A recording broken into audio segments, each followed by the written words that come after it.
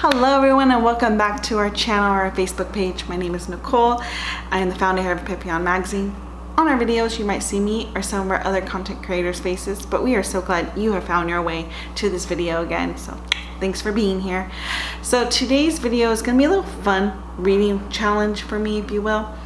So I've been seeing this around YouTube where people will go into their phones and see like how often they actually use their phone, like on average every day, and they're gonna swap their phone time for reading time and see if there's a difference, right? My average for last week, so I have an Android, so I'd go in my settings and it's like under digital wellness or something. It's not too bad. I think it's because I'm in my mid-30s. Like I use my laptop a lot more for work. I don't really use my phone a lot for work. My phone's mainly just really like Instagram and texting and Spotify. But on average last week, I used my phone for 2 hours and 24 minutes every day. There are some days that was really high. So there we go. Can you guys see? Can you see? There you go. I'll screenshot it and put it somewhere around here. The days that I was really busy were usually the days I was out doing things, whether that was driving or going to events, because that makes sense. I'm using Google Maps and I'm listening to music, I'm listening to my audiobook, and the days where I'm just working from home, it's pretty short, right? So like, yeah, the highest day I had was I used my phone for 3 hours and 36 minutes in one day. So not too bad, because I know there's a lot of people out there that actually use their phone a lot more. So if I could just get this down to maybe an hour and a half every day on average, that would be pretty cool. So the 3 books I decided to help me, that I didn't need to choose 3 books, but I decided 3 books. 3 was a wonderful number. The 3 books I decided to use for this challenge is some young adult books, because I figured those would be quick reads. So I have Concrete Rose by Angie Thomas. It's sort of like the prequel to The Hate U Give. Felix Ever After by Kaysen Callender. And then, so I was looking at the last name again to make sure I said it correctly, but I don't know. And then 7 Days in June by Tia Williams. And it's a Reese Witherspoon book club choice. So I'm like, not bad, not bad. So let's get to reading. Let's see if this will actually help decrease my average phone usage. So let's go. I'm trying so hard to find the right angle because I don't want to give people a shot. Almost done with this book. It is a quick read. I just love how Angie Thomas really captures like teenage talk, like just how teenage talk, and also how they're not very logical with their decisions. So I actually started this challenge yesterday because my phone does a Sunday to Saturday, and so I actually pretty much finished this book in like in one day. Which was Concrete Rose. This is a book you can finish in a day. Like honestly, it's just such a compelling read. So it is the prequel to The Hate U Give. If you guys do not know The Hate U Give, the book or the movie, let me just give you a little summary. So in The Hate U Give, it takes place in like the not the early 2000s, it's like 2013, 14, I can't remember the year, but it takes place around that time. And this young girl, she goes to a private school, but she lives in a non-affluent community. A community that has a lot of gangs, a lot of drugs, and a lot of people of color. And so she is this young black girl, and she is getting a ride from her friend, who is this young black man who is part of a gang and is selling drugs. But he has to do it because his mother is on drugs, and he has to help his grandmother take care of him and his younger brother, and he really has no other options, right? This is a community where you join a gang because you have no other options. And so she's getting a ride from him from a party, like pretty like innocent, right? They're at the same party. Neither one of them are using drugs at the time, or neither one of them do use drugs. He's just giving her a ride home. Well, a cop pulls him over and kills him, and she's the witness to this. And that's what The Hate U Give is all the aftermath of that. The self-identity, the coming to terms with it, you know, just everything. So in that book, you get to meet her family and you get to meet her parents, and you learn that her dad was part of the gang but got out of it. Star's father gets to shine in this book. So his name is Maverick, and in the Concrete Rose, it is the late 90s, like 98, I want to say 97, 98, and he is in a gang because his father was in a gang. His father's in prison, he lives with his mom, you know, and he's newly acquainted to the gang life, right? He's just selling weed. He has a very supportive girlfriend who actually turns out to be his wife in The Hate U Give, and she goes to that private school that Star actually attends in The Hate U Give. So, however, neither of his parents really want him to join a gang. They want him to do more, get out of the community. His mom is a very supportive woman, and I just commend her for that. One of the things I actually come to realize is the reason why Maverick as the adult got to have, like, you know, the loving wife and the kids, and, you know, had built something for himself and got out of the gangs, versus his friend that you see also in The Hate U Give, King. You see King's story in here too, and you realize, well, King didn't really have that support system. He didn't have a loving girlfriend, he didn't have a loving mom, he was always in foster care, so there was no one to really help him out. And by the time people wanted to help him out, he was so hardened, like a lot of foster kids are in that situation. And you're also a young black man in the 90s.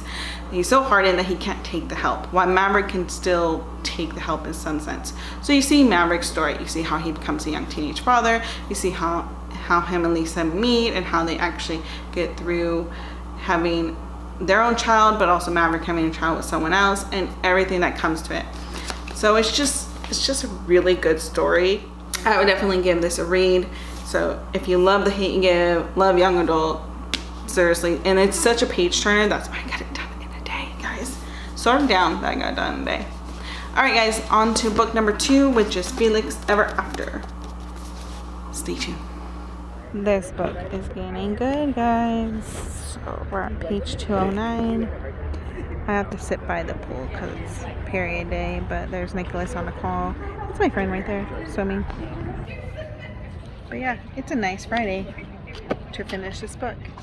And I'm not scrolling on Instagram, so not bad. Alright, guys, so it's the end of the week, and I finished 7 Days in June. You may be wondering, that wasn't one of the 3 books you decided to read. I know, I swapped it. I swapped it for Muted. I read the first few pages of this book and Muted, and I was just in the mood to finish this one. Loved this book. Gave it, I want to say I gave it 5 stars. And I think it's like the 3rd book this year I gave 5 stars to on Goodreads. And so I didn't finish Felix Ever After because I just didn't have time. So I got 2 books in a week. Not bad. I'm very proud of myself. As you guys can tell, it's a very passionate cover. I love it. So the 2 main characters, they're in their 30s. Side note, before I dive into this book, I really enjoyed reading a relationship book, a love story with adult characters. I haven't realized that I read so many YA books in a while that it's just sort of nice to have adults with adults thoughts and not teenage love. I don't know, there's a difference, and I really appreciate that. So anyway, 7 Days in June, it takes place in Brooklyn, New York, modern time. The 2 main characters, they met back when they were in high school, and they had a very passionate 1 week together, and they've always stuck with each other, you know, in their minds, and they both became really world-renowned, like, authors, but both successful authors, and they, you know, are in the same Black literacy circle, and they're doing both well. But you could tell they both influence each other's writings a lot because they based a lot of their characters in their books about themselves. So what it comes down to is 7 Days in June, they meet up again years later, present time, and they really dive into what was that week for them as teenagers. Was it just, you know, teenage love? Did it mean anything else more? Do they want each other? Long story short, they do end up together, and it's nice because you can see that they're going back and forth. They don't really know if this is real, or they're just trying to get something back from their teenage self. And one of the things that I really loved about it is both of these characters, like, they didn't have great childhoods, and so you could tell they really gravitated towards each other because they both came from really rough starts, and they both were in a lot of pain, and they were comfort for each other. And now that they're both doing well, they could appreciate each other's growth because they've seen each other at their worst, and now they're seeing each other at their best. That's as much as I'm gonna tell you about this book, because I definitely want you guys to read it. Also, Reese Witherspoon wants you to read it too, because it's part of the Reese Witherspoon book club. So, like, with all that being said, did this challenge work? Did swapping my phone time for reading time, did that actually work? And it did, but I don't have the proof. Okay, so my phone does this weird, okay, how can I explain this? So I saw on the day, like, my phone does the average amount of time that you spend on your phone, like, in the week. So for example, it is Monday, so it shows me last week's average. It won't show me 2 weeks, 3 weeks ago, or anything like that. It doesn't go like that. And it also doesn't show me the average for each day, if it's past 7 days. So if I want to know how much time I spent on my phone 2 weeks ago on a Wednesday, I can't. So I did see it though, and I didn't screenshot it or anything. So you gotta take my word for it, guys. We went from like 2 hours and so many minutes to 59 minutes was my average. And I was shocked because that was a week that my sister was giving birth. So I was texting a lot, and I was like, just, you know, doing a lot on my phone. And so I definitely thought, I'm like, oh my God, I'm totally gonna blow this challenge. Like, it's not working. But 59 minutes. I was able to screenshot like a little bit of that time. So I screenshot like a few days ago, and it only showed half of the week of what I wanted. So it showed like my average was 39 minutes. So there it is. Okay, so there's some proof I did the work, right? That's also why I couldn't film this video last week when I was supposed to, because my sister just finished giving birth, and I was just busy. I was just busy, guys, and I'm sorry, but you have to take my word for it. It was 59 minutes. I did see it on my phone, so please trust me in that fact. Now that I have gotten your trust, and you also realize, hey, I'm a human being, I mess up. Here are some things I've learned in the whole swapping your phone for reading time. One of the things that really helped me was not watching YouTube at night. I have a tendency to watch some YouTube videos when I'm in bed, just sort of relaxing, especially like ASMR videos. Like, I'll just watch those, and I realized that actually A, keeps me up longer, and B, that's what adds the time to my phone usage. So being able to not do that at night kept me reading. Alright, I did this whole phone swapping thing the week of July 18th to July 24th, like that week, something along those lines. And like I said, it was 59 minutes. You guys gotta trust me. But last week, which was July 25th to July 31st, yeah, 7 days, sorry. And to even show you how much this reading, phone swapping thing worked, is I did this challenge the week of July 18th, 17th to July 24th. And I got it down to 59 minutes from 2 hours and so minutes. Then last week, from July 25th to July 31st, I wasn't doing the phone swap with reading time.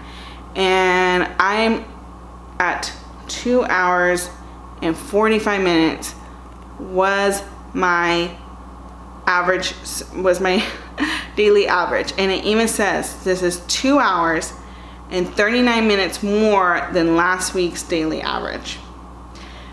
And for the week of July 18th through the 24th, as you guys saw in my little clip here, my 3 main apps were Message. I told you guys my sister was just giving birth. Maps, because I wasn't driving long distances. And just Chrome, Google searching things. So it does work. If you are mindful of that, hey, I'm not gonna use my phone. I'm gonna swap that for reading. I hope that made sense. So this was a very fun challenge. I really enjoyed it. It got me thinking of how much I use my phone and how mindful I could be with my time. even more so, because I think I'm pretty mindful. Like, let's be honest, I know there's a lot of you that probably use your phone way more than I do. So it was nice just to be mindful of that. Thank you all so much for coming and stopping by and watching this video, and we will see you around.